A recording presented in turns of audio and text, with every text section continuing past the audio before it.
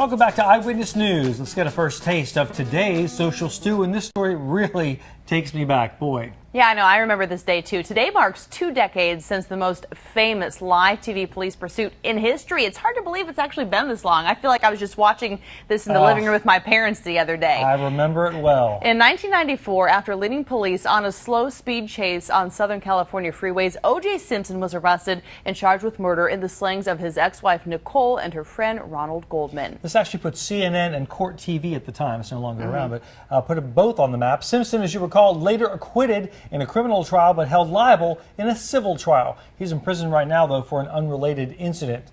All right, boat captain James Bostwick has a whale of a story to tell. While on a fishing trip off the Florida coast, he spotted a whale shark. So why would you do this? He grabbed a fin and he hung on for the ride.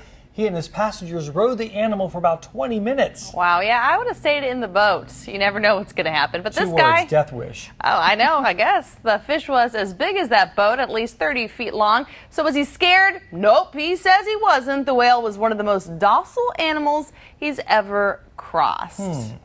Well, next tonight, a dust devil caught on camera in Upland, California, Monday afternoon. This spinning funnel of dust may look like a tornado, but do not be fooled, it's not. They are so cool. A dust devil usually forms under clear skies, as you see right there, unlike a tornado, which forms from what's called a supercell thunderstorm.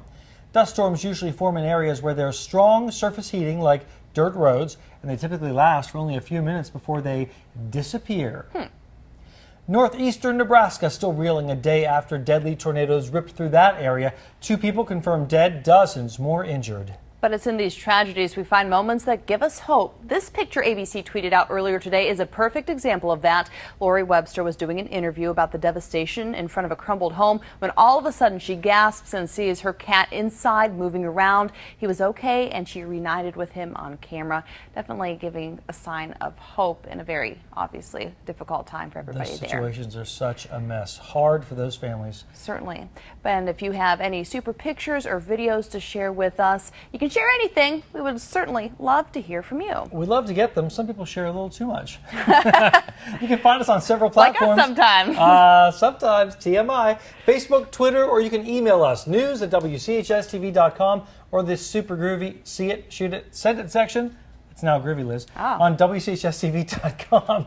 You might see your pics pop up every day here in the Social Stew at 5.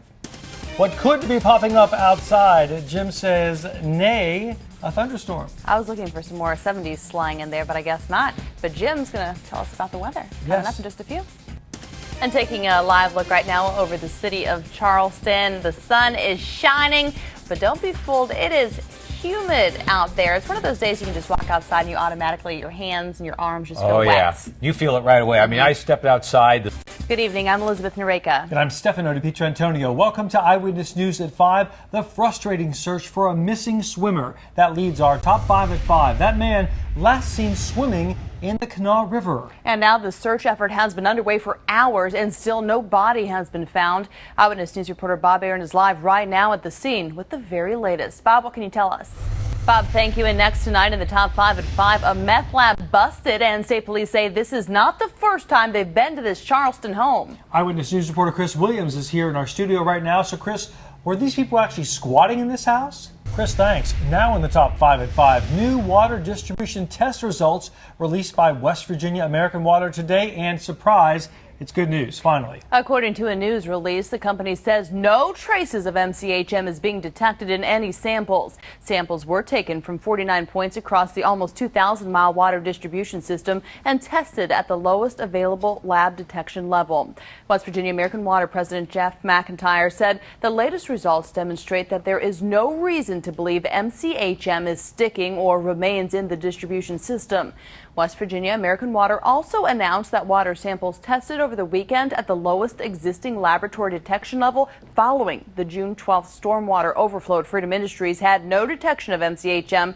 This confirms testing performed last week by 2 local laboratories.